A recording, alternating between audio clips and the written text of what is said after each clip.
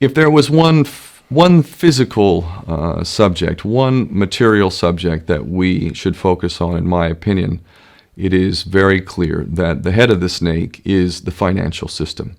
We can argue till the end of time about who runs the world. Is it the Jesuits? Is it the reptilians? Is it the Illuminati? Is it the Freemasons? We can go on and on and on and on about this.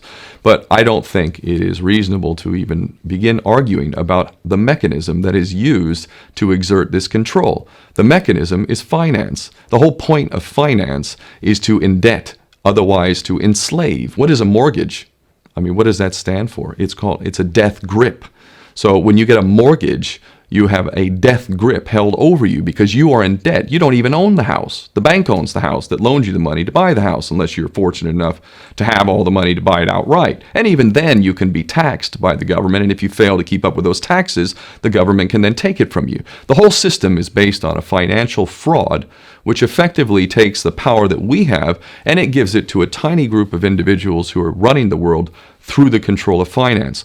With the infinite supply of money that we have allowed them to take, they have literally an infinite supply of money, and with that money, and from their psychopathic point of view, they have bought everything and everyone who can be bought. So those of us who cannot be bought because we operate on a level that goes way beyond the material, we are not rewarded for such behavior. We are punished for such behavior. And the most slovenly, disgustingly criminal, pedophilia, corrupt moral individuals, those are the ones that are rewarded in this system, which is upside down. We reward the pedophiles, we reward the corrupt, we reward the liars, we reward the people with no morals at all, and usually we compromise them under this system in terms of maybe a videotape. Maybe Barack Obama is gay. Maybe we have videotape of him having sex with another man, or perhaps some other acts that may be not so popular amongst many of the electorate. Or maybe we have videos of political leaders having sex with little boys or little girls. If I was in charge of the world and I was a psychopath and completely drunk on my own power, you can bet damn sure that's what I would do. I wouldn't allow anyone in a position of power who wasn't completely compromised. When you have an infinite supply of money, you can do this.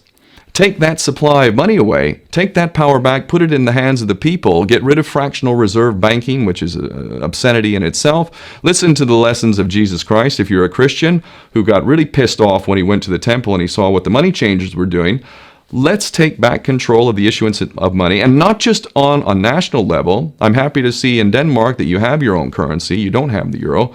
But on every country's level, they should be issuing their own currency in a transparent, non-usury based way in which it really, truly benefits the people. And in that way, we can literally free ourselves of the banking debt which is drowning us all, and we can stop scrambling for the crumbs from the table of these filthy rich psychopaths and live in a state of abundance just by changing this one thing. And I'm not just talking about abundance for Western nations who have an artificially inflated value with their currencies. We all in the West are guilty of having that reward while the rest of the world is sucking on it.